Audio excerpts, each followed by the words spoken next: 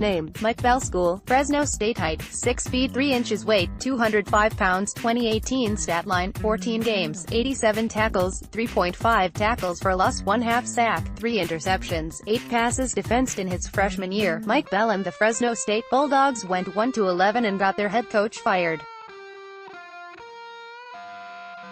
In the 2 years since, Fresno State has won 22 games largely due to how stout their defense played. Bell was a big part of that, and it's why he could be an intriguing option for the Cowboys in the later rounds.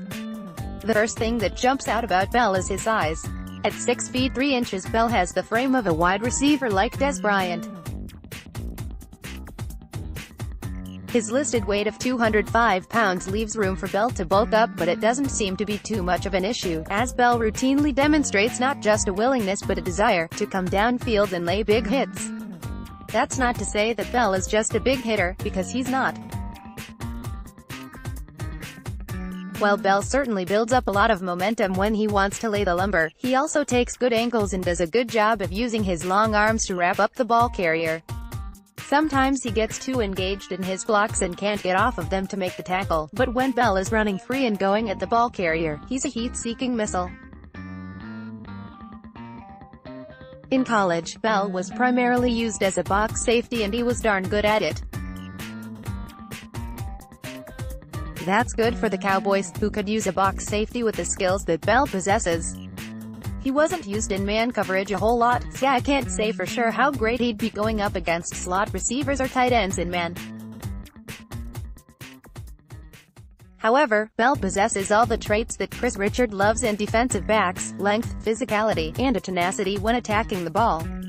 Even if Bell ends up not being reliable in man coverage, Richard can teach him some tricks and techniques to conceal the weakness. The aspect of pass coverage where Bell really excels is in zone coverage, particularly in more shallow zones. He doesn't seem to have the natural athletic ability to play as a single high safety and patrol the middle of the field, but in the zones closer to the line of scrimmage, Bell is astute.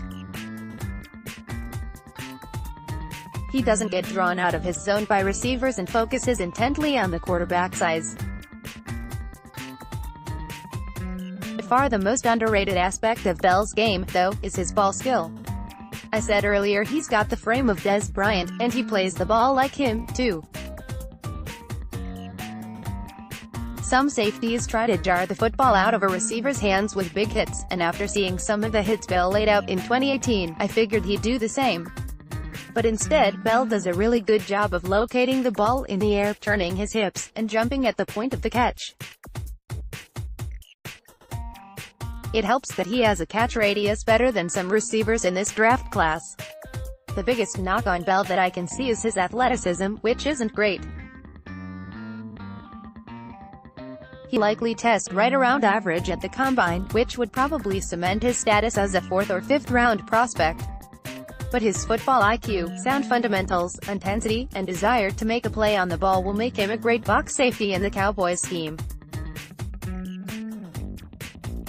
The ideal situation for a Bell to Dallas scenario is for the Cowboys to sign a free agent safety and let Bell develop behind him while also contributing on special teams.